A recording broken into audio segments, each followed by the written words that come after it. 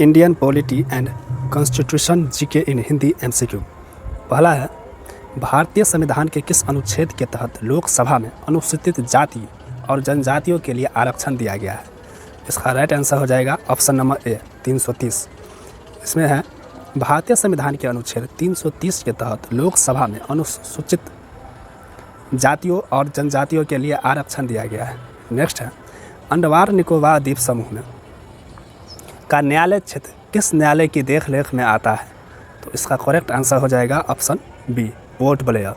ठीक है, इसमें पोर्ट ब्लेयर में कलकत्ता हाई कोर्ट की सर्किट बेंच। ठीक है, अंडमान निकोबार द्वीप समूह के न्यायालय क्षेत्र के न्यायालय का काज पार्ट ब्लेयर में कलकत्ता हाई कोर्ट की खंडपीठ कराती है।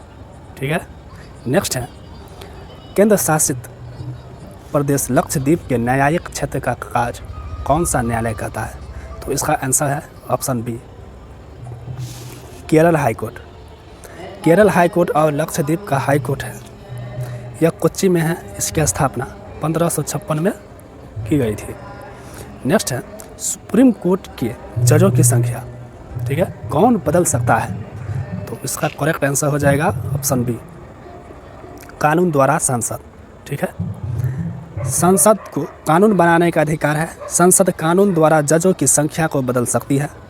प्रारंभ में सुप्रीम कोर्ट ने 7 जज थे।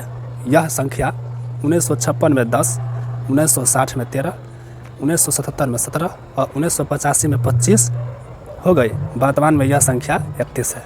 ठीक है, नेक्स्ट है, सुप्रीम कोर्ट के मुख्य न्यायाधीश के रूप में काज करने के लिए व्यक्ति को उच्च न्यायालय में कम से कम कितनी वर्ष तक काज करना चाहिए? ठीक है, इसका राइट आंसर हो जाएगा ऑप्शन नंबर ए 10 वर्ष तक। ठीक है, सुप्रीम कोर्ट के जज बनने की एक प्रमुख योग्यता है कि व्यक्ति कम से कम 10 वर्ष तक किसी उच्च न्यायालय के न्यायाधीश के रूप में काज कर चुका हो।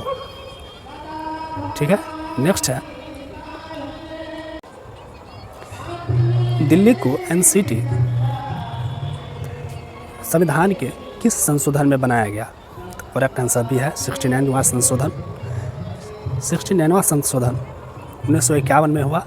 इसके अंतर्गत दिल्ली को विशेष केंद्र शासित प्रदेश का दर्जा दिया गया। एनसीटी की स्थापना 1 फरवरी 1992 को पूर्ण हुई। ठीक है, नेक्स्ट है, भारत में त्रिस्तरीय पंचायती प्रणाली कितनी संख्या से ऊपर वाले राज्य हैं?